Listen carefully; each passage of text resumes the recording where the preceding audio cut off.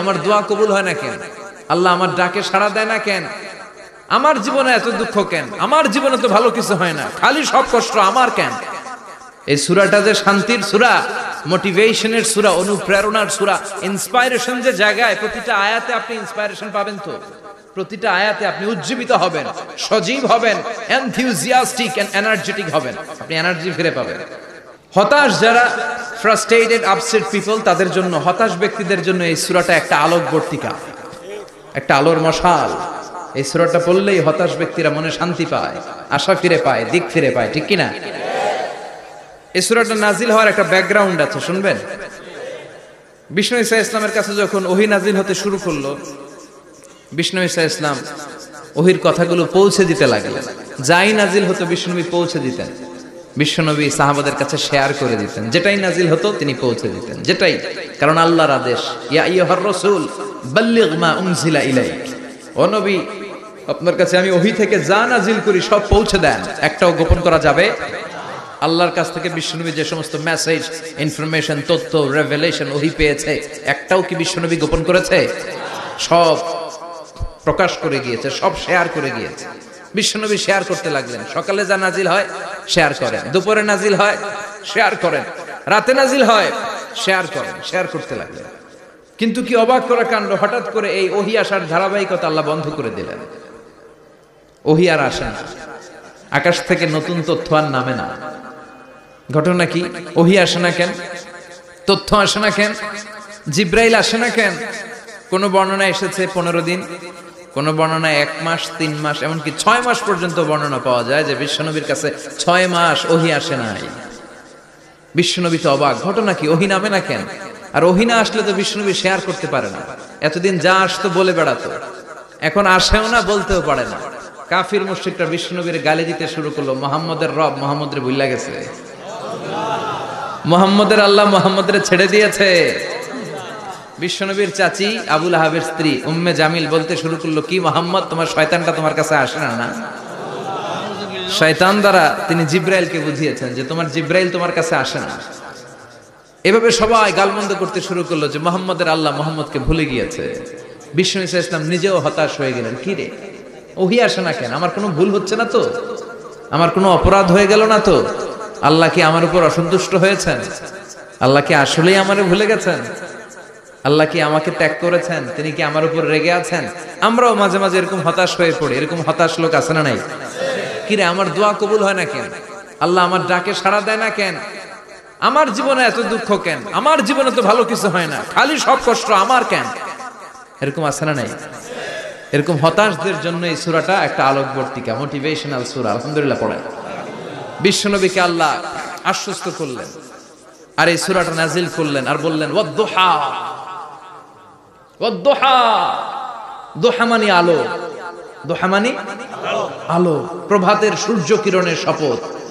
Look up, the sunlight, it's a very beautiful day out there. ও নবী হতাশ হবেন না, বেরোন, সকালের সূর্যটা কত সুন্দর, কি ঝলঝলে পৃথিবী, ফকফকে আর তকতকে, দেখলেই মনটা ভরে যায়, ঠিক কি না? দুহা, দুহা মানে আলো, আশার আলো, সম্ভাবনার আলো। আমাদের জীবনে আলোর দরকার আছে না নাই? আলো না থাকলে আমরা বাঁচতে পারবো? আলো লাগে বড় ভালো। এই আজকে আলো না থাকলে আমরা দেখা যাইতো? এজন্য কোরআনকে আল্লাহ আলো বলেছেন। কোরআনকে কি বলেছে? কিতাবুন আনজালনাহু ইলাইকা লিতুখরিজান নাসা মিনাল যুলুমাতি ইলান নূর। ও Muhammad, I've revealed this holy Quran unto you to lead the mankind out of darkness into the light. অন্ধকার থেকে লাইট, লাইট মানে কি? আলো, আলোর দিকে নেয়ার জন্য এই কোরআন পাঠিয়েছি। আবার বিশ্বনবীকেও আল্লাহ নূর, নূরের সাথে তুলনা করেছেন। আবার বিশ্বনবী আল্লাহর কাছে নূর চাইতেন, বলতেন আল্লাহ আমার ডানে আলো দাও, আমার বায়ে আলো দাও, আমার সামনে আলো দাও, পিছনে আলো দাও, উপরে আলো দাও, নিচে আলো দাও, আমার দেহে আলো দাও, আমার মাংসপেশির ভিতরে আলো দাও, আমার হাড্ডির ভিতরে আলো দাও, আমার জন্য তুমি আলো দাও। পড়েন আমিন। এজন্য আলো ছাড়া বেঁচে থাকা অসম্ভব। আল্লাহ তাআলা আলোর নামে সূরা দিলেন, সূরাতুদ দুহা, প্রভাতের আলো, প্রভাতের সূর্য কিরণের শপথ, আলোর শপথ। সুবহানাল্লাহ পড়েন। এরপর আল্লাহ বললেন ওয়াল্লাইলি ইযা সাজা, আলোর শপথ, সকালবেলার সূর্য কিরণের শপথ। দ্বিতীয় আয়াতে আল্লাহ বললেন রাত্রিবেলার শপথ, যখন রাত্রিটা নিঝুম হয় নিস্তব্ধ। নিঝুম আর নিস্তব্ধ রাতের শপথ। তাহলে আল্লাহ আলোর কসম কাটলেন, তারপরে অন্ধকারের কসম কাটলেন, ঠিক কিনা? আলো দ্বারা মূলত আল্লাহ তাআলা ওহীর আগমনকে বুঝিয়েছে, আর অন্ধকার দ্বারা আল্লাহ তাআলা ওহীর অনুপস্থিতি বুঝিয়েছে। এটা দিয়ে আল্লাহ বুঝাতে চাইলেন, ও নবী, কাফির মুশরিকরা আপনারা গালি দেয়, ওরা বলে যে আমি আপনারে ভুলে গেছি, আমি আপনারে ত্যাগ করেছি, আমি আপনার প্রতি অসন্তুষ্ট। না না, আমি ইচ্ছা করে ওহী পাঠাই না, কারণ সব সময় আলো থাকলে ভালো লাগে না, কিছু সময় অন্ধকারের দরকার আছে না নাই? বুঝে শুনে উত্তর দিয়ে। 24 ঘন্টা আলো, 365 দিন খালি আলো আলো আরো আলো।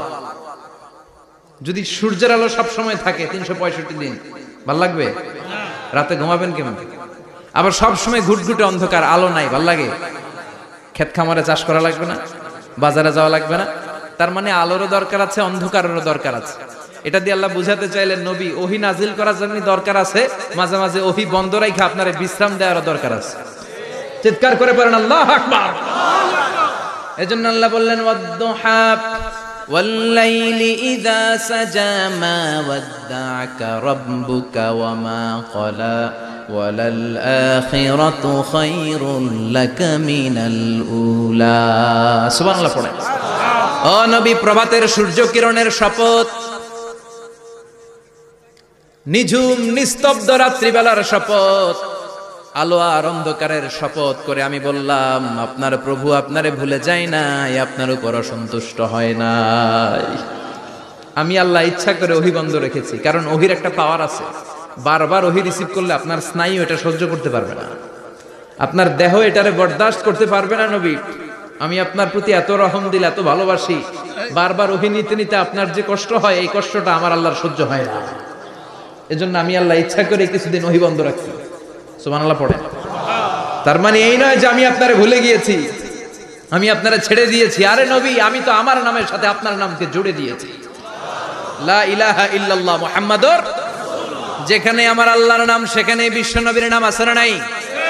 আজান যখন দেই আল্লাহু আকবারের পরে বিশ্ব নবীর নাম আছে না নাই? একামতে আছে না নাই? আবার আল্লাহর জন্য যখন সালাত আদায় করি, শেষ বৈঠকে বিশ্ব নবীর উপর দুরূদ আছে না নাই? রাফা'না লাকা যিকরাক। ও নবী, আপনার নামকে আমি অনেক উপরে তুলে ধরেছি। আমার নাম যেখানে, আপনার নাম ওইখানে। গোটা বিশ্বব্যাপী আপনার নাম ছড়ায় যাবে। ওরা আপনারে গালি দেয় কবি বলে, ওরা গালি দেয় গণক বলে, ওরা বলে আপনি আবতার, লেস কাটা। আসলে যারা আপনারে গালি দেয় ওরাই লেস কাটা। ওরা আপনারে বলে আপনি নির্বংশ, আপনার ছেলেগুলো বেঁচে নাই, মেয়ে বেঁচে আছে, আপনার নাম নেয়ার কেউ থাকবে না। ওই আবু জাহেল, উতবা, সাইবা, ওদের নাম নেয়ার কেউ থাকবে না। আপনি লেসকাটা নন, আপনি নির্বংশ নন। ইন্না শানিয়াকা, চিল্লায় বলেন ইন্না শানিয়াকা। যারা আপনারা গালি দেয়, যারা আপনারা নিয়ে কটু কথা বলে, ওরাই লেসকাটা, ওরাই নির্বংশ। ওদের বংশকে আমি আল্লাহই নির্বংশ করে ছাড়ি। চিল্লায় বলেন ঠিক কি না? ও নবী, মা ওয়াদ্দা'আকা রাব্বুকা ওয়া মা ক্বালা। আপনার রব আপনারে পরিত্যাগ করে নাই, আপনারে ভুলে যায় নাই, আপনারে ছেড়ে দেয় নাই। আপনার রব ইচ্ছা করেই ওহী নাজিল বন্ধ করে রেখেছে। আমি ইচ্ছা করেই আপনারে প্রেসার দিতে চাই নাই গো নবী, কারণ ওহী রিসিভ করা অনেক কঠিন। এটা আস্তে আস্তে আপনি অভ্যস্ত হবেন। সুবহানাল্লাহ পড়েন। ওহীর একটা পাওয়ার আছে না নাই? আমরা তো কি মজায় মজায় কোরআন পাইছি। এই যে কি সুন্দর কোরআন নিয়ে বসি, পড়ি, তাফসীর করি, কি মজার কোরআন। আহা, এই কোরআনটা রিসিভ করতে যে বিশ্বনবীর কত কষ্ট হয়েছে। এই কোরআনকে আল্লাহ বলেছেন এটা কাওলান সাকিলা, very heavy and weighty word. এটা অনেক ওজনওয়ালা কথা। ইন্না সানুলকি আলাইকা কাওলান, এটার অনেক ওজন। এই কোরআনটা যদি পাহাড়ের উপর নাজিল করা হতো, পাহাড়গুলো দুমড়ে মুচড়ে ভেঙে টুকরো টুকরো হয়ে খান খান হয়ে যেত। ঠিক কি না? এত কঠিন বানিয়ে এটা। ও নবী, আমি আলোর সাথে ওহীর মিল ঘটিয়েছি, আলো দিয়ে ওহীকে বুঝিয়েছি। সূর্যের যেমনি কিরণ আছে, তেজ আছে, এই ওহীরও একটা তেজ আছে। এই তেজ, এই কিরণ আপনি সব সময় সহ্য করতে পারবেন না। এজন্য আমি ইচ্ছা করে কিছুদিন ওহী নাজিল করা বন্ধ করে রেখেছি। সুবহানাল্লাহ পড়েন। ইচ্ছে করে আমি নাজিল করি নাই। সব সময় নাজিল হলে আপনার ভালো লাগতো না। বুখারীর বর্ণনা, মা আয়েশা বলতেন শীতের রাতে, কনকনে মাঘ মাসের শীতের রাতে যখন বিশ্বনবীর উপর কোরআনের আয়াত নাজিল হতো, বিশ্বনবী ঘেমে ঘেমে একাকার হয়ে যেতেন। হাত্তা লা ইয়াতাফাসসাদু জাবিনুহু আরাকান, বিশ্বনবীর দাড়ি আর থুতনি বেয়ে ঝরঝর করে পানি পড়তো। আমরা কম্বল গায়ে দিয়ে থাকি আর বিশ্বনবী ঘামে। সুবহানাল্লাহ কইবেন না? এটা কওলান সাকিলা, অনেক ওজনওয়ালা কথা। আবার বিশ্বনবী যখন ওটের উপরে বসে থাকা অবস্থায় কোরআনের আয়াত নাজিল হতো, ওটের বুকটা মুহূর্তের মধ্যে বালুর মধ্যে, জমিনের মধ্যে লেগে যেত। ঘোড়ায় চড়া অবস্থায় বিশ্বনবীর কাছে যখন কোরআন নাজিল হতো, ঘোড়ার পা গুলো মরুভূমির বালুতে দেবে যেত। মাঝে মাঝে বিশ্বনবী সাহাবাদের রানের উপরে, পায়ের উপরে মাথা দিয়ে শুয়ে পড়তেন, ক্লান্ত শ্রান্ত। যায়েদ বিন হারেসা, বিশ্বনবীর পালক পুত্র, তার পায়ের উপরে মাথা রেখে বিশ্বনবী একবার কথা বলতে বলতে ঘুমিয়ে পড়লেন। ঘন্টাখানিক ঘুমালেন। যায়েদ বিন হারেসা বলে, আমার কাছে তেমন কোনো কষ্টই হচ্ছে না, বিশ্বনবীর মাথাটা খুব বেশি ওজন মনে হচ্ছে না। ঘন্টাখানিক পর বিশ্বনবী চোখ খুললেন, আর খোলা মাত্রই ওনার উপর ওহী কোরআনের আয়াত নাজিল করতে শুরু করলো। কে? যায়েদ বিন হারেসা বলে, যখনই কোরআনের আয়াত নাজিল হতে শুরু করলো, আমার মনে হচ্ছে বিশ্বনবীর মাথাটা 50-60 কেজি ওজন বেড়ে গিয়েছে। বিশ্বনবীর মাথার ওজনে আমার পায়ের রান ফেটে যাবে, আমার পায়ের হাড়ি ফেটে যাবে, আমার পাটা ভেঙে খান খান হয়ে যাবে মনে হচ্ছিল। তার মানে কোরআনের আয়াত যখন নাজিল হয়, বিশ্বনবীর উপর একটা প্রেসার আছে না নাই? এই জন্য আল্লাহ বললেন, নবী আমি আপনার ভুলে যাই নাই।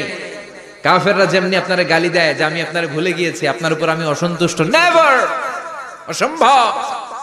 আমি আপনার উপর কখনো অসন্তুষ্ট নই, বরং আমি ইচ্ছা করি আপনার উপর থেকে প্রেসার কমিয়ে দেওয়ার জন্য কয়েকদিন ইচ্ছা করে আপনার ছুটিতে রাখছি। সুবহানাল্লাহ পড়েন, যাতে করে আবার এনার্জি গায়ে নতুন করে কোরআনের আয়াত রিসিভ করার জন্য আপনি সক্ষম হন। চিল্লায় পড়তে হবে আল্লাহু আকবার। এজন্য আল্লাহ বললেন, ওয়াদ-দুহা ওয়াল-লাইলি ইযা সাজা মা ওয়াদ্দা'আকা রাব্বুকা ওয়া মা ক্বালা ওয়ালাল আখিরাতু খায়রুল লাকা মিনাল উলা। এরপর আল্লাহ বললেন, নবী ওয়ালাল আখিরাতু খায়রুল লাকা মিনাল উলা, and verily indeed the hereafter is far better for you than this dunya. এই দুনিয়ার চেয়ে আপনার জন্য আখিরাতটা অনেক দামি। খায়রুল লাকা মিনাল উলা, এই দুনিয়ার চেয়ে আখিরাতটা অনেক শ্রেষ্ঠ। এতে আল্লাহ বললেন দুনিয়ার চেয়ে আখিরাত শ্রেষ্ঠ, আর এক আয়াতে আল্লাহ বললেন দুনিয়ার চেয়ে আখিরাত হলো স্থায়ী। ঠিক কি না? বাল তু'থিরুনাল হায়াতাদ দুনিয়া ওয়াল আখিরাতু খায়রুন ওয়া আবকা। তোমরা দুনিয়ার জীবন নিয়ে পাগল পাড়া হয়ে থাকো, আল্লাহ বললেন দুনিয়ার জীবনের চাইতে আখিরাতের জীবন শ্রেষ্ঠ এবং স্থায়ী। ঠিক কি না? কার কথা? দুনিয়া স্থায়ী না আখিরাত স্থায়ী? দুনিয়া শ্রেষ্ঠ না আখিরাত শ্রেষ্ঠ? কিন্তু আমরা কোনটার পিছনে দৌড়াই?